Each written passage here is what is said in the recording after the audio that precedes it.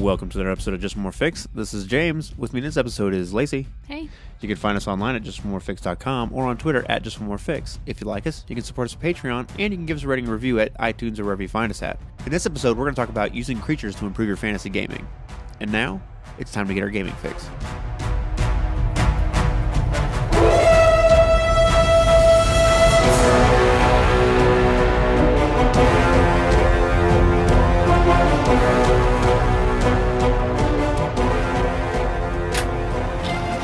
Hi, I'm Stargate Pioneer. And I'm Steven Jondrew, and we're from Better Podcasting, a proud member of the Gonna Geek Network. Just like the show you're listening to now. The opinions expressed are those of the individual host. Check out all the other podcasts at GonnaGeekNetwork.com. And get ready, because geekiness begins in 3, 2, 1. Welcome to Just More Fix. A couple quick announcements before we can get things started today. First off, HoosierCon is coming up, and it's quite a ways out, so it's March 22nd to 24th, and that is in Indianapolis, and it's a free convention that we were at last year. We had a really good time, and we are planning to attend it this year again, and we will be running games there, so if you guys want to make the pilgrimage to Indianapolis for not Gen Con, then we'd be... hopefully we can see you guys at our table and play some games and have some good times. And it's an awesome convention. And like I said, it's a free con, so it doesn't cost anything to go to the events or any of that kind of stuff. They have a huge board game library to check things out. And we had a great time last year, and it's put on by Hoosier Gamers. So a lot of fun. So hopefully we can see you guys there. Second announcement is that this Sunday we will be having our... I don't even know which one it is, what the number would be, but we are having another indie RPG day in Terre Haute Game on South 7th. So that's the Sunday the 16th from 2 to 6, and I am running Night Witches, and Lacey is running Microscope. I think it's the 100th semi-annual. The 100th semi-annual indie RPG day. Both those games were requested, so hopefully we can see you guys out there and bring some games to you guys that you are looking forward to play and want to try out. And our final announcement is that the process of creating Troubadours continues on, and we finished our first playtest and had a really good time there. It was a lot more mentally taxing to try and keep track of everything than I thought it was going to be. By the end of it, I was pretty done in creatively and had a great time. It worked out pretty good, so I was pretty pleased with that. But you can check out our sort of a breakdown of our first playtest and then a preview of the Thespian playbook. And then this week, the preview of the Stage Manager playbook should be up as well. And for all of our Patreon supporters, they will actually get the game aids and the play sheets and playbooks as they actually come out. So What? Yeah, so check that out there. And excited, we are having our second playtest this Friday as well, so should be a good time. Random question that I feel like I should know the answer to, but I didn't. The blog about Troubadours can be found on our regular webpage also, or only the Patreon? It is only on the Patreon. I know it's free to read the blog. Yeah, so the posts about the posts about Troubadours are on there, and they are open to, they're free. You can see them even if you're not a Patreon supporter. But there are some additional articles that are in there that are the actual play aids and the playbooks, the actual materials for the Troubadours that we have right now, sort of as they evolve and grow. I think there's 2 different versions of the Thespian that are on there. The first one, and then they updated after the playtest. So if you guys are... Is the full one updated yet? No, not yet. I still have one move to work out on there. I haven't quite worked out how to do that yet, or how it's going to work yet. I feel like I've been giving you pretty good ideas. I agree.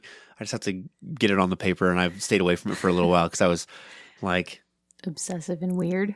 Yeah, I was really, really stuck on it for a while. But that's just how my brain works, so it's all good. Right on. So yeah, check out Troubadours there and let us know what you think, and especially as it continues to grow and evolve. So it's been a good time so far. Today we are going to have another episode in our series of Improving Fantasy Gaming. And today we are going to talk about using creatures in a more interesting and compelling way and how to sort of make the most of them in your tabletop fantasy games so that they're not just boring flat encounters. So to kind of we had some discussion before the episode about how to sort of classify this. So what we're going to do is to just draw some lines around some things, is that we're going to talk about creatures that are basically sort of like non-intelligent or animal level intelligence creatures, and how to make the most of those style creatures to sort of spice things up a little bit, right? Mm-hmm. And then we're going to talk about the more intelligent creatures in another episode. We're going to do like an NPC episode and we're going Right. to kind of lump them in there. Right. And that's going to include some of your more interesting monsters and creatures and characters and stuff that sort of have more. Okay, first of all, they're not more interesting. Okay, fair enough. More intricate, Right. more in-depth. Okay, fine, they're more interesting. Yeah, they generally are, because you only watch so many zombie movies, but I can watch, Ooh, I don't know about that. That Walking Dead's on like, what, season 52? don't watch it anymore. Yeah, you're not the Just trailing off. Somebody who's watched every episode so far was like, ooh, after this season, I think I'm out. It was good. I don't know what happened. But then we checked out. So, alrighty. So why don't we start with just breaking down some of our basic issues that we have with creatures in fantasy gaming and sort of like what turns you off about those creatures? Okay. Well, I know you're usually the one to bring in OSR things, but I would like to start by going way, way back to the beginning of the podcast. We, well, not the very beginning, but close to the beginning, we did our first interview with Mr. Raji and Posse, right? And we were talking about the Cursed Chateau. And I remember him telling us that originally someone had made this Cursed Chateau and it was full of like random like goblins and a bunch of shit that didn't make sense. It was all the classic hobgoblins and stuff. I remember D&D something about monsters. hobgoblins, Yeah, right? it was the classic And I D&D thought, trope monsters. oh, how sad would it be to replay that adventure with that instead of what it is now? Right. So that being said, to summarize, I guess, the one thing that I would like to start with is having creatures that enhance the setting Right. and fit within the world that you're working in. Right. So you've put all of this time and effort into designing a scenario. There's no reason you shouldn't put time and effort into designing creatures or using creatures that have already been designed or whatever, but something that makes sense for the world that you're working with, Right on. whatever that may be.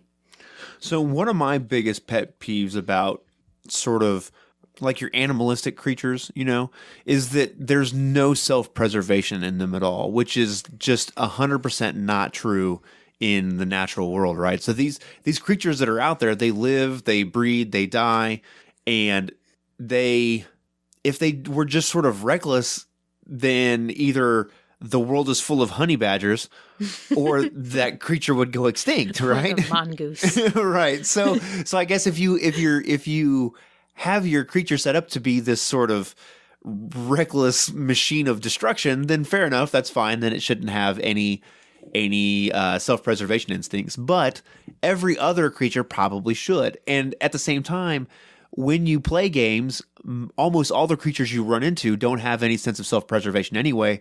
So that's just sort of the norm, and you get used to just beating it down until it dies. Now, I get the argument. You could say that the experience-wise, how do you manage that, right? But if they defeat the monster and it runs away at half hit points or whatever, then maybe they get half experience for it. Or if they beat it down to where it's nearly dead, then just give them the full experience for it. So I get there's some problems in there about how you manage rewards for those creatures, but I think it creates a more realistic world if you make it to where they have some sense of self-preservation. Because if you look at like predators, right, lions and wolves and whatever, they don't just... Right, they'll give it a go if they think it's going to be easy. Right. But if it's not easy, there's something else out in that woods to kill that is easy. And the other part of it is, if they get injured, they're going to die. Something else is going to eat them. So there's this real fine line of how they manage their risk. And while you generally don't think of that with animals, but it's very much part of survival, and they're very good at it because, well, they're still here, right? So I would just say to consider their self-preservation and keep that in mind, and really use morale checks, because that's the one way to sort of keep some randomness to it, because it's entirely possible you might have that one crazy wolf that just is not going to run off, and it's just hell-bent on trying to tear off your leg. And if it is, you should give it rabies, and your players should make a poison check Right. every time they get attacked. So just I guess give them some more life, make them more realistic, and I don't know, do the players chase it down when it runs away? How does that work? And then do you want to chase a wounded, cornered animal? Because that, generally speaking, is not a good idea, right? So it's just something to think about to make the encounters a little more interesting. I think to kind of piggyback on that, note is making a hard line for what your creatures will and won't do. So I like the idea of saying, okay, and I saw in this, the random esoteric creature generator, I haven't looked at a lot of creature generators, so it may be there for other ones too, but the idea of assigning out the gate who that creature is going to attack first. So then you're not always like, okay, well, obviously it's going to attack the wizard or, whatever, you're the weakest, because that might not be what it is. Maybe you have some kind of rust weevil or something, and the first thing it attacks is the one who has the shiniest armor, know, so your wizard is safe till the very, very end or whatever. And then you could break that down a lot of different ways. You could do the largest because it's the biggest threat. You could do the smallest because it looks like it's the weakest and I can take it down and run away. You could do if it's a creature that wants to eat magic stuff. Right. And it should make sense for whatever the creature is, but if you assign it out the gate to that creature pool that you're going to be using, then that just makes it easier on you, and it makes it more fair for the players because you're not trying to kind of manipulate what's going to happen. Right. It's already predetermined and how they're going to move, and it utilizes player knowledge down the road. So it's like, okay, well, I've encountered these creatures before. I kind of have a feeling for sort of how to what they're going to do. Tactics on the battle map and stuff like that. Which make is good relevant. Advantage of it. And I think, would obviously come with experience. Yeah. And it makes sense for them to be able to make that judgment call. One important thing I will mention, if you're going to do that and make it a tactical thing to where they can take advantage of that player knowledge on the next time they encounter it, make sure that you actually reward them and don't just have the creature sort of try and work around it. If they really pay attention and they set things up to make some kind of an ambush or to bait them in, then you should reward them for that and let them sort of encourage them to continue to do that and think that way. The only one thing I will caution you about is to make sure, though, that you have them, whatever your different kinds of creature that they're going to encounter, make sure that they're not always attacking the same person, the biggest person. Not all the creatures attack the biggest person. Right. Some of them attack so the smallest. This creature type does that, but when you encounter a different creature type, it would do something different, Mm-hmm. appropriate to whatever sort of creature it is. Right. And then you can also use that to where if you have something where it's going to vary, they should take note of that. So if they've fought these rust weevils that you mentioned before, right, and they've fought like 3 packs of those or whatever, and this time it's the 4th encounter with them, and they realize that this one doesn't attack the person with the most armor on, right? This one attacks perhaps the person with the most gold or most copper that they're carrying. So that should set something off in their mind of why is this one different? What's happening here? And you can have that sort of story hook chase down to wherever you want to go, but it could be an interesting moment to where when they realize that and they start to question, well, why is this one different? Well, I think it's interesting too, because at that point you can kind of pull in some of your other skills that aren't physically based skills. So your players are thinking, but you could also be like, okay, well, make an intelligence check or make this kind of check in order to kind of follow that end out. And you can kind of let the player decide or decide with them, okay, so if I put mud all over my armor, is it still going to go that way? To try and to manipulate the circumstances to see if they can cover change the scent of the metal or whatever. Right, Yeah. Right on. Yeah, so you can make creative use of your wilderness lore, or survival, or whatever this bushcraft, whatever your skill is. I think you could also use that if you wanted to sort of throw back at the players in that case where that rust weevil goes at the person with the most copper, and maybe they make their check to see, I'm going to make my bushcraft roll or my survival roll and see if I know why this might be, and then throw it back at them if you want to. Unless you have something planned, throw it back at them. Why do you think that it's doing this? What makes the most sense? Okay, that's what we're going to go with. Or use what they give you as some inspiration to sort of mold it with something that you have in mind as well, and sort of put the two together and go with that. So, well, it'd be good, like in a burning wheel setting. So, okay, like I'm going to use my wise to improve like my trap building. So now maybe I want to set a trap for the rust weevil, and I'm going to use copper in my trap, or the same thing with like a fate sort of aspect situation. So. Right on. So I think also along with assigning creatures something, motivations is a good thing to give to them. So not just I'm going to attack the person with the most armor, but maybe, okay, so the rust weevil's motivation now is to have the most things to eat, right?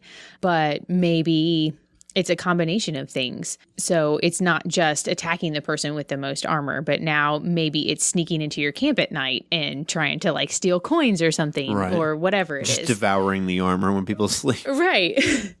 Maybe you could give it a little more intelligence, but whatever the motivation is. Well, that's not even necessarily intelligence. The motivation is to eat. Yeah, it's just survival. It's basic, very basic intelligence, essentially.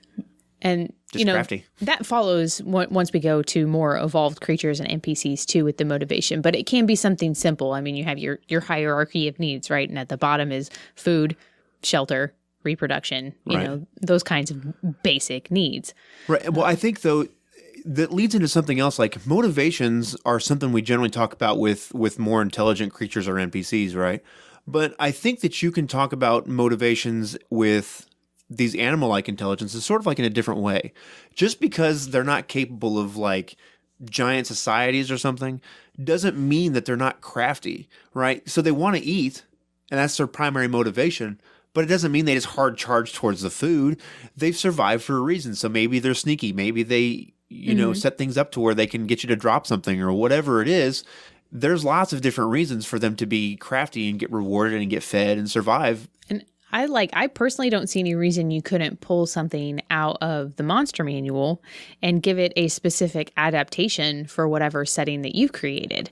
You know, so maybe I have this plain rust weevil creature, but maybe mine has adapted some super climbing abilities and nests in the trees because there's some kind of predator that eats it if it's on the ground, or, you know, whatever, or something has developed camouflage that doesn't normally have that ability, and you can give it some kind of bonus to stealth checks and things like that.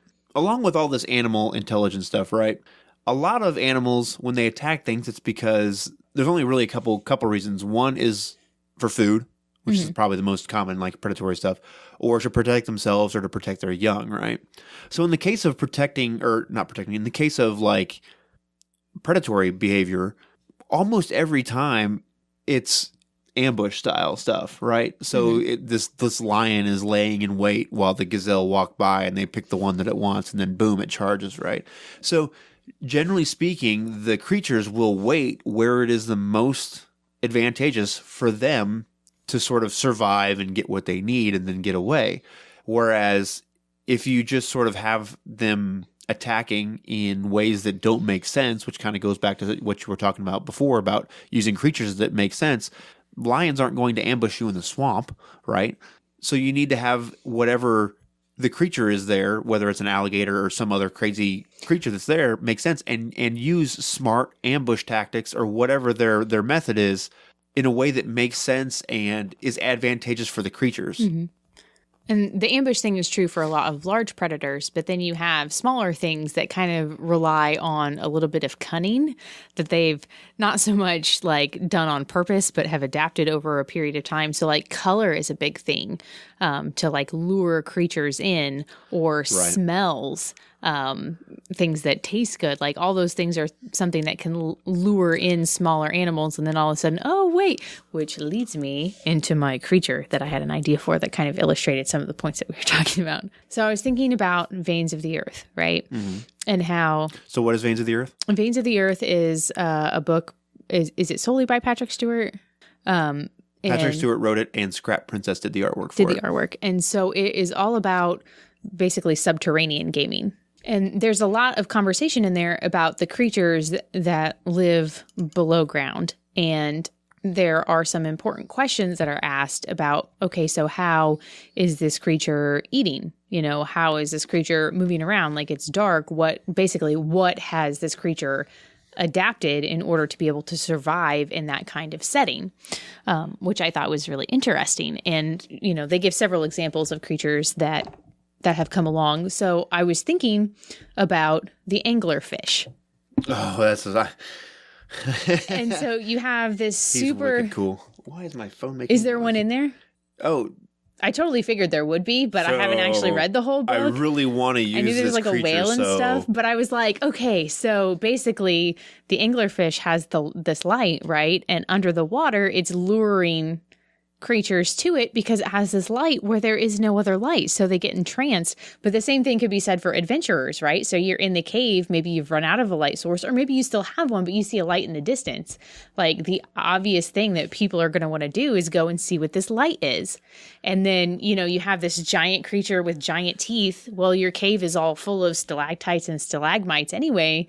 So, you know, like that I know this is going to sound super cheesy, but the Berenstein Bears book, when he's teaching them about going to the beach and there's a whale and he's like, don't go in caves, but there's this giant whale mouth that's open and it looks like a cave entrance because it has the teeth that are all stalactites and stalagmites, and he goes in there.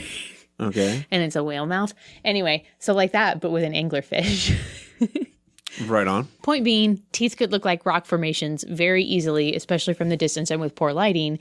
And then you have this, be it bioluminescent or actually lantern shaped, whatever you like, but some means of luring the party over there. And it's basically like an underground anglerfish that's just waiting to devour whatever, including adventurers. So there's something similar. There's an angler something in here. There should be. It's the most obvious idea, and it's fantastic. Light. It's a lot. It's very... it's very Patrick Stewart. And I guess we'll just leave it at that. Well, I like one with light because it would stand out in the darkness. And if it were me, I would be like, oh, well, maybe that's a way out. Maybe that's someone else in the cave. Like, let's go check it out. This one's, I don't want to ruin it for anyone. It's very cunning and very interesting. So there are, real quick just to mention, there are a couple books that are my favorites when it comes to creature stuff that involve, if you're into fantasy gaming. So even if you don't play any OSR products, if you only play 5e or Pathfinder, these books are still well worth it because the stuff that they have is sort of universal. And so the first one is the Esoteric Creature Generator, which Lacey mentioned, which just has loads of random tables to generate creatures. And so it's a whole book of just random tables to use. And some of it, sometimes the weird fantasy role-playing can come across as a bit silly, and it is, which is fine. But even if you don't roll it randomly and come up with some crazy creature that you have to incorporate in your game, there are a lot of good ideas for small aspects you could add to characters to make them interesting. One of the things that I like to use the tables for is to roll on them and see what comes out of it, and then use that to spark my creativity, and then maybe I mold a couple things a couple different ways. So one of the things that came out of it for me, which kind of seemed a little silly at first, was Isaiah asked me to run a BX game for him so he could see how it worked. So I said, sure, I'll run a quick BX session for you, right? So I rolled up a random creature out of that book because I hadn't used it before and I thought it would be fun. So I rolled up a half insect, half mammal out of the book, and it ended up being half fly, half beaver. So he was a dwarf, and the dwarven city used water power off of this waterfall that turned a water wheel, and of course it was dammed up, so he had to go up there and figure out what the problem was. And the look on his face when he saw a sort of giant fly-like creature with this beaver-like, really thistly, hairy, oily body and the flappy tail with giant fly eyes on its face, and then the giant buck teeth chewing the tops of trees off to knock them over, and they had a nest in the dam where they had babies. It was this really bizarre sort of creepy moment, and he thought, oh my God, and then he had to fight them. So it's not something that I would have ever dreamed up in a million years, like never. And it was just the most fun encounter because, first off, it sounds a little ridiculous, but I made a point to make them believable for as ridiculous as they were. And there was a certain amount of strangeness and creepiness that sort of added to the moment of how do I deal with this? And they seem kind of threatening, and I definitely don't want to get bit by this giant flying monster. Well, and I think something else that you can take from that, again, even if you're not going to use the creature that you roll up like straight, right? When you create that creature randomly, you're forced to describe it in a way that's going to make sense to the other person. So the difference between what you just told me about this fly beaver and me going, you see a hobgoblin. Right. Is like night and day. Like even if they've seen, 50 hobgoblins in other games, this is the first time their PC has encountered it. So how would you describe a hobgoblin? And I think that's part of it when you're talking about like boring, flat creatures, is because you know what it is. And when I describe it to you, all I say is, here's a goblin. Here's a kobold. Everybody sort of already knows what that is. Like, no, like, use your words. Right. Tell me what it is. I agree. Tell me how it smells. Tell me how its eyes are shiny, whatever, but elaborate. So the other book that I would like to mention is, Lacey already mentioned it, is Veins of the Earth. And it does a really good job of sort of talking about ways to make your creatures make sense for the environment. And it has a lot of amazing Well, Patrick just does a really good job, very concisely with words, of making you see things differently. There's 2 pages in there about darkness that changed my underground gaming forever. And there's a lot of that in there when he talks about creatures and motivations and how they survive and why they do the things they do. And it's very, very interesting. And there's a creature in there that is called the Dvargr. It's Dvargir. And they're interesting because it's one of these things where it sort of borders on intelligent, but not. So it actually has a decision tree in this book for it. So cool. They are very, very much by this decision tree. This is how they make every single decision. It has to involve work and as things are useful, right? So you could almost argue that they're acting on instincts. Now, they're instincts that are drastically different than what you would think of with an animal or some other kind of creature-ish monster, but there's no forethought in what they do. They analyze things by their use and if it will help them with their work. And then there's a decision tree that says, is there work? Yes or no? If no, find work. If yes, is the work done? And there's a trouble tree, if you've seen one of those, that sort of walks through how they do things. If you're in the medical field, you should be intimately familiar with the decision tree. It's the ACLS guidelines for the monster. So it's very interesting because it sort of takes... Well, it's another way to do what we were talking about with who does it attack first, right? It's just a different way to sort of apply this very bizarre instinct to it. And we're talking about fantasy games where you have creatures that just don't make any sense in a real world. Well, and that's the thing, right? Like, if you don't put any thought into it, your creature is going to do what you think you would do, which is going to be what you think you would do every time. You know what, though? I think you just said something very, very, very on the nose. If you don't put any thought into it, neither will your players. So when you say it's a hobgoblin, you see 12 hobgoblins, you see 12 wolves, whatever it is, that's the amount of thought that your players are going to put into what you encounter. Whereas when you talk about, you see this flying, creepy fly beaver thing that I just described or whatever with its 6 legs and the eyes and whatever, that's sort of more evocative. It changes how you want to do things. You can see the scene a little bit better. It's just more interesting in general. And there's mystery. Yeah. Right? And that's a lot of what's missing from some of these creatures that you've encountered over and over again. Like, I don't know. There's no sense of wonder. If this bites me, what's going to happen? Right. Like, what kind of other things does it have going on that I'm not aware of yet? How many are there? Do they travel singularly? Do they travel in packs? Is it a hive? I don't know, because I've never seen a flying fly beaver before. So everyone is pretty much used to the monsters in the first monster manual, right? From Ankeg to Zombie, everybody knows them all, right? So the solution has been, well, we'll make Monster Manual 2. And then out comes a whole nother book of 300 pages worth of monsters that are just sort of reinterpretations, for the most part, of what's already in the first one. I don't think that's fair. Like, I don't think they are all that way. No, not all of them. Like, to say that there's no creative people at Wizards of the Coast is not fair. No, I'm not saying that. But let me ask you, okay, in your many, many years of gaming, out of the probably thousands of monsters that are in all of those monster manuals combined, how many have you actually encountered in a game? Depending on who was running the game, because we had some DMs that were really like to get the use. They like to buy Monster Manual 2 and 3 and make use of those monsters. Now, it wasn't my thing. I never was that much into those books. There's a few things I use, like the Shadow Dragon. There's some interesting things that are in there, but for the most part, that's just not where I gravitated to. If I had to ballpark it, I would say at best 10%. Right. I agree. That means there's 90% of those creatures that you've never encountered in any game. That's kind of sad. Like, the material is there. Like, why aren't we using it? Well, I think it's old habits, though. What about the water creatures? Maybe you need to do more underwater games. Right. Get it together, GMs. Come on. So the other book I want to mention is not an LOTFP book, but it's definitely in the OSR kind of vein, is the Hot Springs Island. So I got a chance to look at this field guide, and it is freaking phenomenal. Like, there is definitely a reason why these books are winning any awards. Right. They're great. But for this particular episode, what I like about this is that when you look at the creatures, they're familiar to you. Like, okay, I've heard of a creature similar to this. So, like, let me give you an example. Okay, so like this Coogee bird, right? This basically looks like a dodo bird. Yeah. But details have been changed to make it way more awesome. Right. Like, that's not hard. Like, you could go and look up some kind of and this is a tropical sort of island setting. So, okay, I could go and look up tropical creatures that exist right now. There are all kinds of crazy creatures that exist in reality that have adaptations that are absolutely freaking mind-blowing. So use them. Like, it's not that hard to find those sorts of things. Look up tropical creatures, 10 weirdest tropical creatures. You can do all kinds of things with a Google search and then change a few things to make them more deadly and terrifying. And voila. Well, or what if you have a game that's going to be on somewhere like Hot Springs Island, right?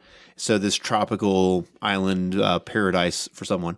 And maybe you want to bring in some interesting creatures, so you take characteristics of creatures that are entirely alien from there. So octopuses are just about the most terrifying and amazing creature on the planet, right? I think they belong in the NPC category. They're just unbelievable what they can do. Super intelligent. Like, they can camouflage themselves. They're basically their skin. They have LED lights under their skin, essentially. They can change the texture of their skin. They look huge and can fit through something the size of like a keyhole. Right. It's just terrifying. Incredible. So what if you took those properties that creature has and apply them to a creature that lives in this tropical environment on the surface, right? So these characteristics that this octopus have are very well suited and sort of, well, nothing about the octopus makes sense, but any other fish that's underwater, like the adaptations they have make sense down there, right? So what happens when you apply those to a different environment, and it makes it seem a little more alien, a little more strange, a little more unique, and your players will remember that, and it will sort of be, when they hear this rustle in the forest again, they're not going to think, oh, it's probably just hobgoblins wandering around. Well, what if it's this giant T-Rex with an angler light on its head or something that dangles treasure in front of people, right? And as you go to pick up what looks like a small pile of gold, that would be the hilarious. T-Rex leaps out from behind the foliage, clever girl, and devours the smallest person there and runs away. Right. Not in my world. So there's just so much that you could do with that. So that's just, like we just mentioned, that's a T-Rex, right, with this angler thing, and it lures you into an ambush while it hides behind the foliage. And we've decided that's silly and terrifying. And I just decided that it's going to attack the smallest person there. So what if there's a halfling in the party, right? So it leaps through the forest and just chomps down the halfling and runs away because it got its meal. Its goal is to jump out, ambush, and run. It ate the goat. It's done. Right. And maybe they go after it, maybe they don't. It's clearly adapted to move through this forest very, easily and quickly. So do you want to chase it through the dense jungle? Because that worked well in all the Jurassic Park movies, which everyone, like, you can use that knowledge. You can evoke that out of your players, and they can be like, oh no, that's what happened when that dude chased the raptor. We probably shouldn't do that. So then when they hear the rustling in the leaves again next time, well, how do they react? Is it that monster again? Maybe it's not. Maybe it's something entirely different and seemingly less threatening, or not.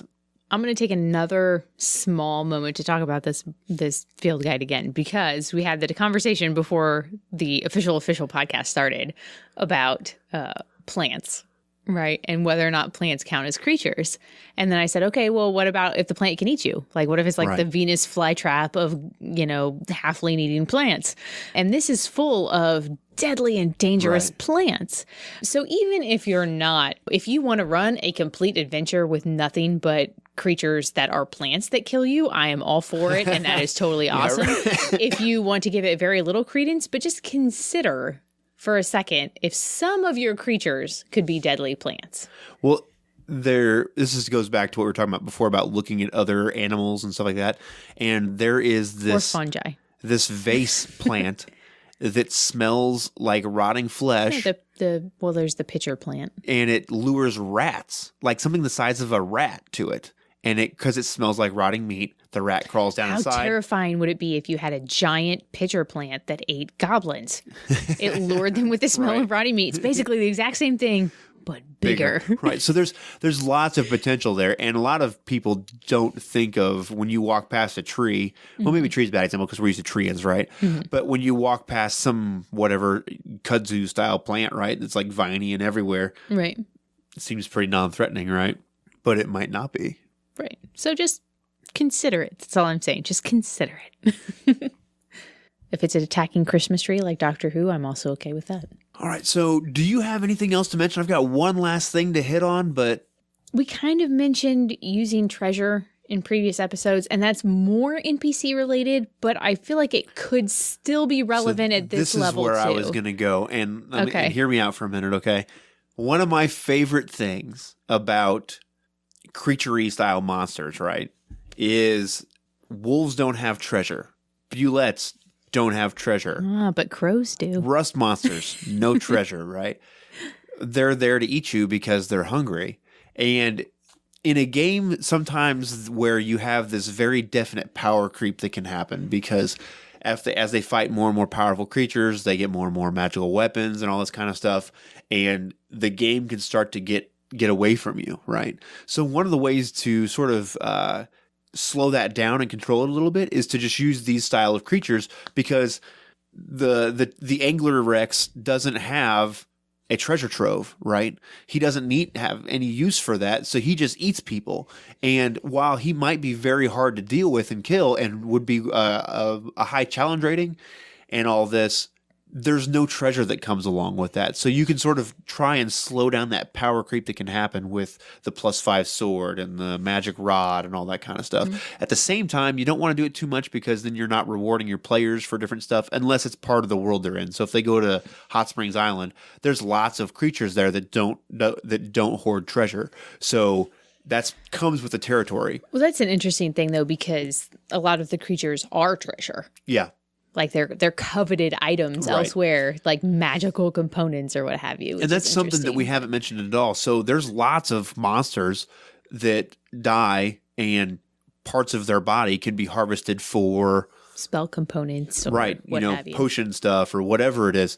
So there's some real cool moments that you can have where like they may not get a magic sword out of it, but you can tell them if you want to spend 30 minutes here and extract the bile from the gallbladder of the rust monster, so be it. That's worth 100 gold pieces a pint or whatever it is. Probably at least some people have incorporated this in their game before. Anytime a player has talked about harvesting dragon scales, Yeah. because dragon scale armor is like But that's sort of where it ends a lot of lots times. of gold, right? Yeah. So you're just kind of taking that idea and extrapolating on it. Right. So before we end this episode, though, I have one more thing to ask you. So at the last 2 Gen Cons, I bought a baby bestiary book. Right. So when you're talking about creatures, not intelligent, how do you fall on the idea of players keeping creatures or attempting to tame them? What are your thoughts? Okay. Without getting into too much of a alignment argument, I guess. Because I'm not even going to go down the alignment road. I don't think there's a need to. So there's a reason why you have to have a license to have a tiger, right? Even if you raise it from a cub or kitten or whatever you call it, baby tiger. And I've met a guy who has a tiger and it's very docile and it's all good, but it's still a tiger. And it is one missed feeding away from eating you because in fact, you are prey. Okay. Nothing will ever change I mean, that. to be fair, we are all just steak. that's cats in general. Right. So But any of it, if you have a wolf hybrid, people have wolf hybrids, right? And they have to be fed well and taken care of and all this kind of stuff. And there's ways you sort of break them and discipline them and all this sort of things to make sure you manage right. But like in a pure like Dungeons and Dragons style world, there are skills for that. There's an animal handling. There's like, even in World of Darkness, there's like an animal kin, right? Right. So you would say only in a game where it was like set up that we were going to be doing this ahead of time, or I'm just curious. I think as a player character, I don't think I would have it work because, or like my players would have it work unless there was a couple mitigating circumstances. So first off, generally speaking, when you're playing in a D&D style game or an OSR game or whatever, you're an adventurer, right? So you're not hanging out and training a creature. So I don't think the ideal place to train a creature is running around gallivanting, killing bags of treasure for their experience or vice versa, right? So I don't see a way that you could have a structured training to make sure that you can manage this creature as it gets too big and is going to eventually eat you and your friends. What if it's a little creature? What it's a rust weevil? Well, then by all means, raise the rust weevil, and when it feels mischievous and you realize, oh goodness, we're in the dragon's lair and we have no armor or swords. we have spear shafts. We're going to attack it with sticks. But wouldn't it be funny if your ranger... And we can't even sharpen the sticks if because we your don't have ranger knives. with leather armor had to wake up in the morning and explain to the paladin why his armor was gone. I don't know. Maybe it might be funny once, but I think after that, it's sort of like The fifth or sixth time. Not I'm so going to squash this bug, and that's how it's going to have to be. Okay. So, but I think along the lines of where if you have threatening creatures, which I think is what people are probably mostly going to want to have, that you're going to like the idea of being on the road and adventuring is not conducive to training a dangerous creature to listen to you, who is essentially its food.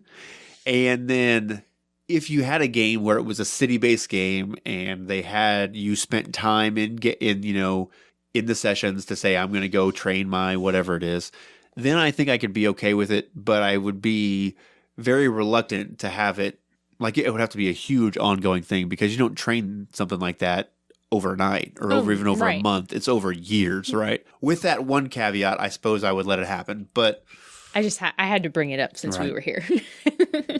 So do you have anything else? So I have one thing to finish on, and it kind of leads into where we're going to end up talking about more intelligent creatures, right? So there are some things that sort of straddle both worlds.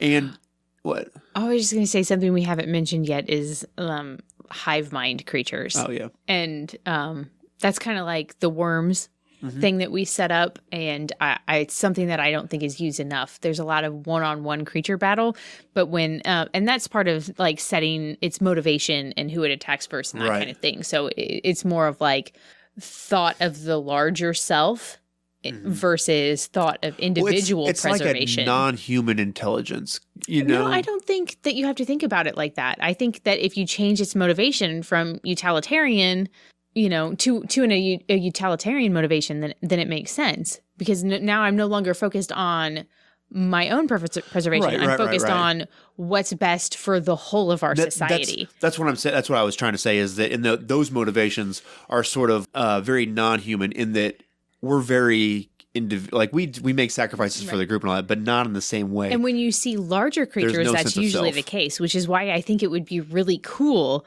to see some kind of large, maybe not quite human size. Well, there's Formians, were a creature that's a giant ant that has that whole hive mind thing. Yeah, and I think that would be absolutely terrifying if you had some kind of large or, God forbid, giant creature that was hive-minded. That would be really interesting. And then you can have a sort of like a queen bee or whatever that is... I guess you kind of see that in Degenesis. Yeah, that's where I was going to go with it, with some of the sporivores. So Degenesis is a post-apocalyptic game. So it's the apocalypse has happened, and the game takes place 500 years after that. And these asteroids have hit the Earth, and these sort of space spores, this fungus has sort of polluted the Earth, and it changes, it like mutates things. So in one of the areas, I think it's over near France, the sporivores that are there sort of emit these pheromones, and they change. They sort of like take away the sense of self for people, and they follow the trail of pheromones in the same way that ants do. And it very heavily reminded me of the zombie ant thing, if you're not familiar with, you should Google zombie ants and just take a peek at that, because Well, and then it's interesting because you get the best of both worlds. So you get everything that we've talked about in this episode with all the people that are following the trail and have sort of lost their self. But then you have what we're going to talk about in the next episode is all the awesome traits that you get to have with an intelligent NPC that has its own motivations and strategies and ways to sort of do things to you. So with that case, you get both of those things, right? And you could easily adapt that concept into any game. It's just, if you haven't looked at Degenesis, it's totally worth a look, because there are some really amazing original concepts in that game and in that world. Absolutely beautiful. Yeah, and the artwork is phenomenal. Some of the best artwork in any gaming book I've ever seen. So, and that's by Six More Vodka, and Marko Djurdjevic is the guy that does the artwork and has done a lot of the writing and stuff in that book. And even if you don't buy his book, you should follow him on Instagram and stuff, because he's very good. He's got some amazing stuff, that's for sure. So, all right, well, to bring this one to a close, I think there's something that kind of segues the two episodes together, right? So when you look in the monster manual, in the back, there is a vampire, right? And most of the time, unless you're playing Curse of Strahd or you're in Ravenloft, a lot of the vampires in your D&D games are a little flat. They don't have a lot of flavor to them, right? Well, Generally they're speaking. Basically zombies with slightly different powers. Well, way, way better powers. Well, like better. But I mean, that's essentially, I'm going to eat you. Yeah. And I cannot be, that's a big thing to me. Like, I cannot be reasoned with. Yeah. And so that's the difference between, kind of the creature or whatever. Like, I could be tricked, but I can't be reasoned with. A lot of times when you might encounter a vampire, right, it might get randomly rolled in a dungeon. So you walk into the dungeon and there's a crypt and you knock over the sarcophagus lid and, Bob's your uncle, there's a vampire. So that encounter is kind of flat and boring, right? So imagine that you have that at one end where that's just the vampire is treated sort of as this mindless, hungry beast. And at the other side of it, you have something as complicated as Strahd, or as some of your Vampire the Masquerade style vampires, right? Political masterminds. They've sort of manipulating the whole world. So there are several monsters that sort of could straddle both of these worlds. Well, and like, let's be honest, mechanically, what's actually provided in the book, the vampire in the monster manual is not that different as far as actual powers and stats, as far as like what's listed intelligence and wisdom wise, and like they come with spell abilities. All that's missing is depth. Right. Like there's nothing there that says it can't be like that. It's just the same level of detail has not been added for you. So there's several examples we have of for the next episode where we'll talk about taking some of these monsters that are sort of flat on the page and developing a personality and some reasoning for them to be there, and applying a lot of these same concepts we've talked about here to those same monsters to sort of even fill out the world even a little bit more. Because I think the contrast between the two is really what makes the adventures in the world shine when you're playing these games. Right. Like the mountains are cool, but that's not what we came for. Right. We want to know what's in the world. Yeah, exactly. Right on. All right. So do you have anything else for this one? No, I don't think so. All right. So as you know, we are a member of the Gonna Geek Network. So quick promo for On the Bubble podcast, Last Man Standing, episode 31. Last Man Standing was canceled by ABC after 6 successful seasons and was then renewed by Fox a year later. Both the cancellation and the review got mired by political mudslinging. So in this episode, Josh L. is joined by GonnaGeek.com founder Stephen Jondrew to discuss the situation. So check them out. That's On the Bubble podcast, and you can find them at GonnaGeek.com. All right, so thanks for hanging out with us. Hopefully we can bring you guys some more inspiration to your monsters and creatures. We've done several creature feature episodes, and we're going to keep doing those because they're just lots of fun for us to put together and do. So one of those should probably be coming in the next few months. We may develop Lacey's plant idea and push it plant, what was it? My anglerfish. Underground anglerfish. We should do so not really a fish at all. I like the T-Rex angler. That's fun. That's terrifying. And silly, which is also more terrifying. Right on. So this is ridiculous, but I'm running anyway.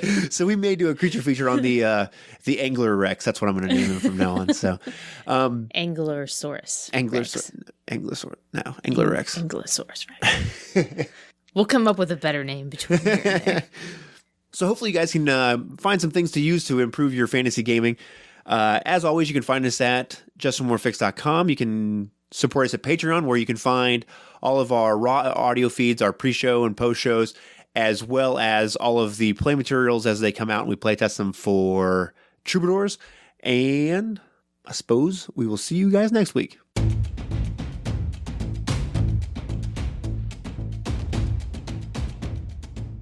Thanks for listening. This has been an episode of Just One More Fix. Music has been provided by Kevin MacLeod. You can find him at incompetech.com. You can support us at patreon.com/justonemorefix or follow us on Twitter at JustOneMoreFix.